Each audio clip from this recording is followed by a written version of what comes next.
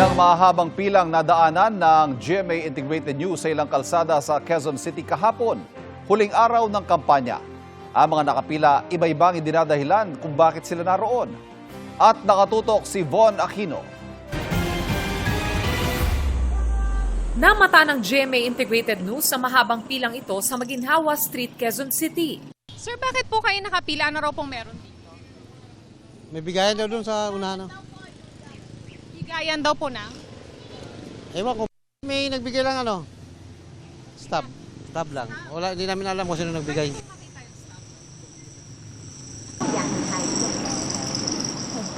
Pwede pong makita. Bawal ba kasi baka bawal eh. So, nandito na po kami sa may gate. Yan po. Dito po sila nakapila. Talagang siksikan na po yung mga tao dito. Ito po sila nanay, oh. Mga senior nakapila din. Ang ilang lumalabas sa gate, may dalang watcher's ID. Ano po yung ginawa natin sa loob? Orientation po sa watcher. May natanggap po kayong pera? Wala po kami natanggap.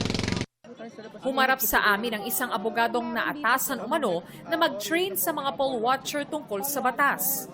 Nagko-conduct lang po tayo ng training po para po sa ating mga poll watchers at saka po para sa ating mga magboboto po sa Lunes. Nang tanungin namin kung sino ang nagpatawag ng training. Congressman po. Congressman, actually hindi ko kilala sorry. Kasi actually pinakiusapan lang po ako dito ma'am ng kabrad po namin sa law school. Sinubukan naming magpaalam na makapasok sa loob pero hindi na nila kami binalikan.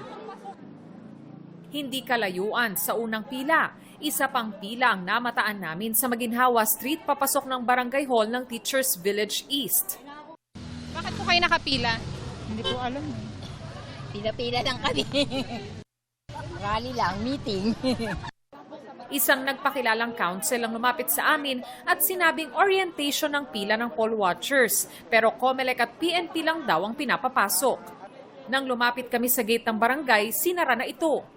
Maya-maya nagtakbuhan ang mga nakapila at lumipat sa Baluyot Street. Sinusubukan pa naming kunin ang pahayag ng COMELEC kaugnay nito. Pero nauna nang sinabi ng COMELEC na maaari silang magpadala ng show cause order sa mga kandidatong makikitaan ng mga kahina-hinalang aktibidad na posibleng may kinalaman sa vote buying. Para sa GMA Integrated News, Von Aquino, nakatutok, 24 oras.